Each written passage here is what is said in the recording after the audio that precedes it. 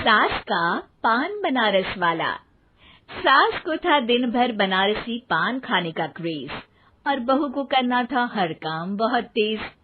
पान खाते हुए ठीक से बोल नहीं पाती थी सास और पान थूक भी नहीं सकती थी क्योंकि पान था बनारसी और बहू सुनती कुछ थी करती कुछ थी। ऐसे में सास को कभी आ जाता था गुस्सा तो कभी हंसी। बहू, खाना बना दो। क्या? गाना बना दूं? जी, अभी बनाकर लाई। अरे खाना, एक काम कर, दूध सपा ले। कौन सा? धूम मचा ली? अरे दूध सपा ले, दूध सपा ले, दूध। वही तो, धूम मचा ले, धूम मचा ले, धूम। अभी गाती हूँ सासू माँ।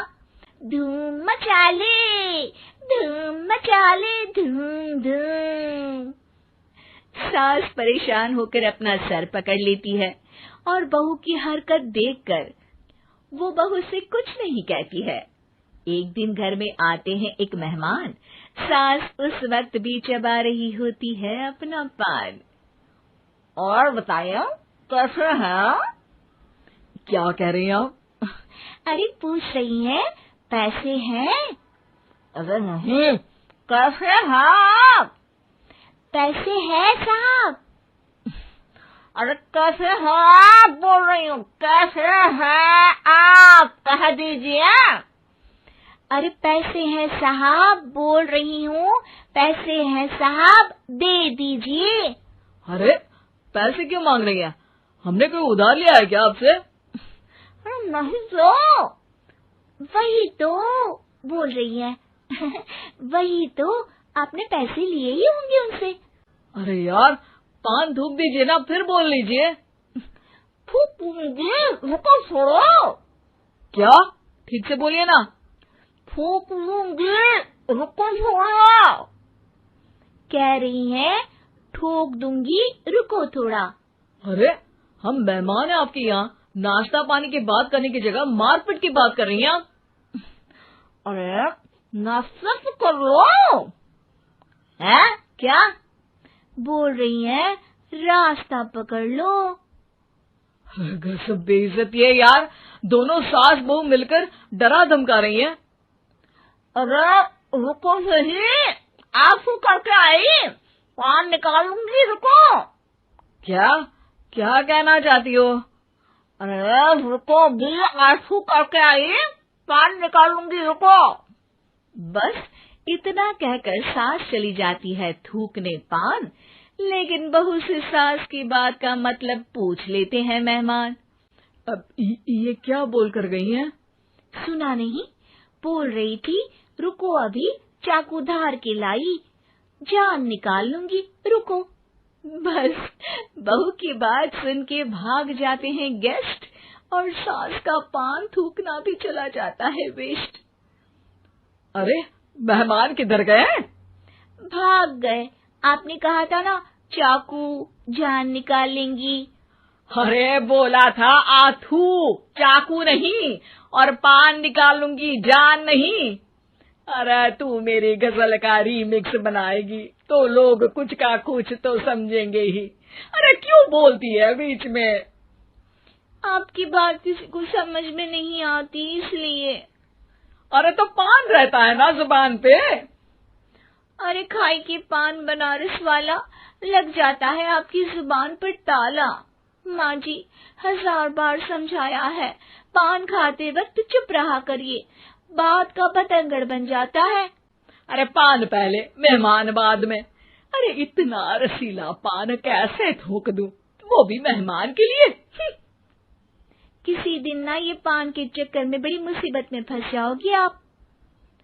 लेकिन सास ने नहीं मानी बहू की बात और पकड़े रखा बनारसी पान का साथ।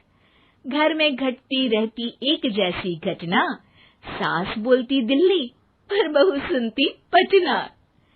एक बार मोहल्ले में बन रही थी पक्की सड़क, जिसके उद्घाटन में आने वाले थे विधायक। सास और बहू भी वहां पहुंची। सोचा नजारा होगा देखने लायक। भीड़ में सास थी सबसे बुजुर्ग। संचालक ने बुला लिया उसको स्टेज पर आशीर्वाद के लिए, और विधायक जी थे मुख्य अतिथि, तो उनका भाषण रखा बाद के लिए। माँ जी, मोहल्ले में सबसे बुजुर्ग हैं आप, स्टेज पर आइए और नई सड़क के निर्माण के लिए आशीर्वाद रूपी 2 शब्द कहिए। जुबान पे रख के बनारसी पान सास मंच की तरफ बढ़ गई, और पान खाती सास की बात को कोई नहीं समझेगा, ये सोच के बहू भी मंच पर चढ़ गई। नमस्कार मोहल्ले वालों। नमस्कार मोहल्ले वालों।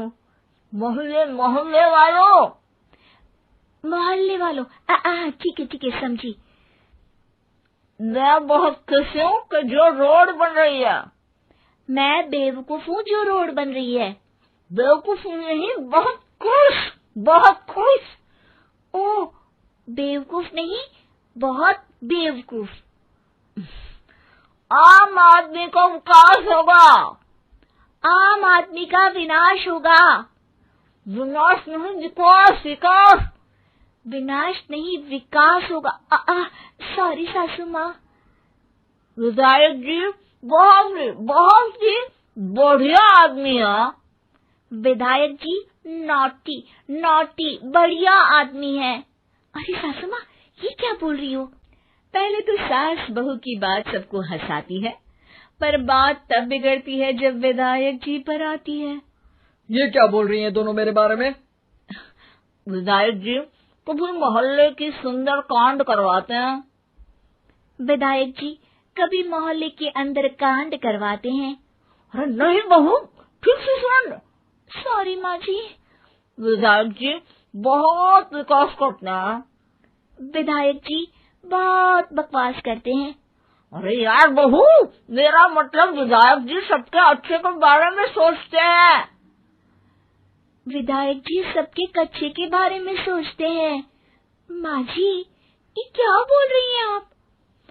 अरे ये क्या घनघोर बेइज्जती है मेरी, कोई रोको इनको।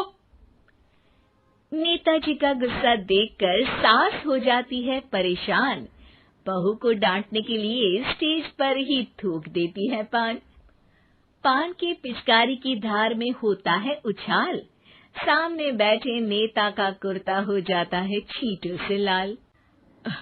विधायक जी मुझे माफ करो, अब मैं पान नहीं खाऊंगी।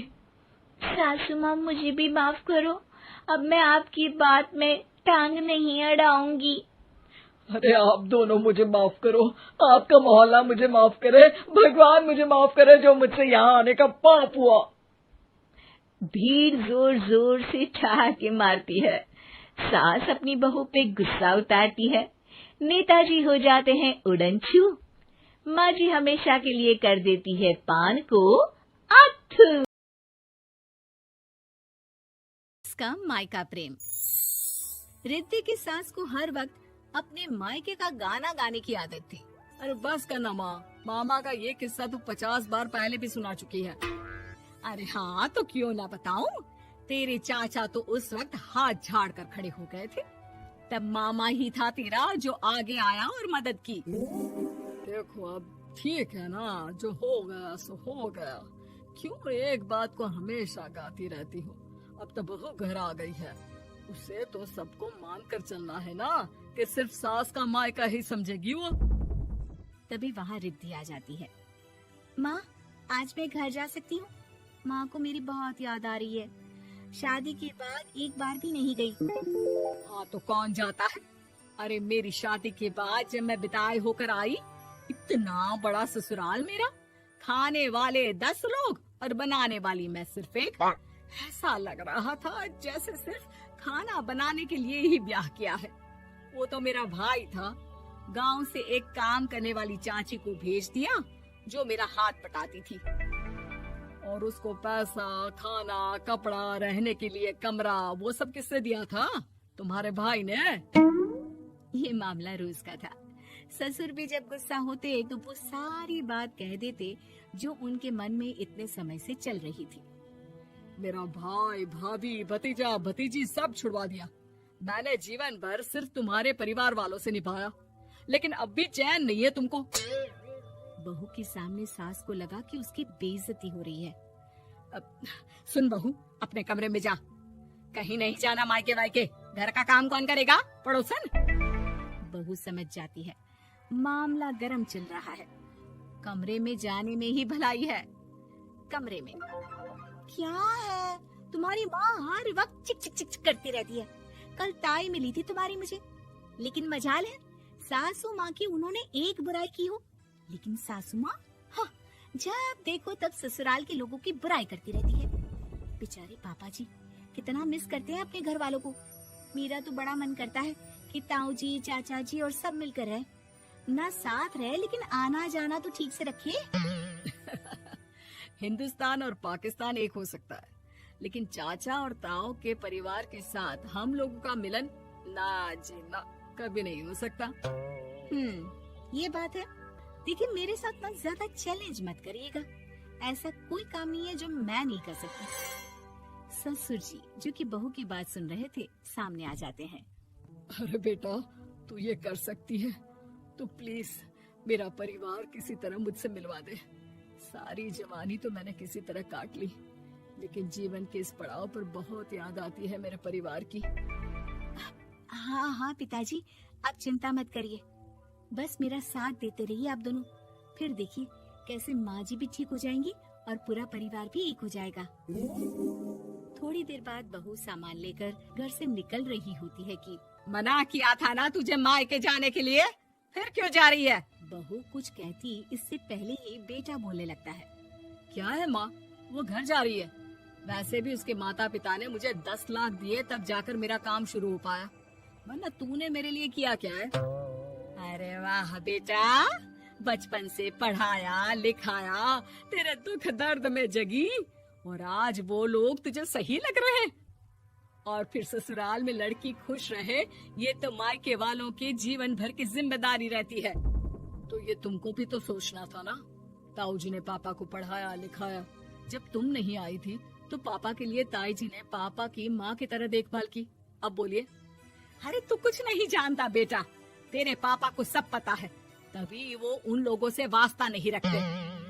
मैं उन लोगों को जानता हूँ, लेकिन मैं तुम्हें नहीं जानता कि तुम्हारे मन के लायक काम नहीं हुआ तो तुम घर की शांति बर्बाद कर दोगी।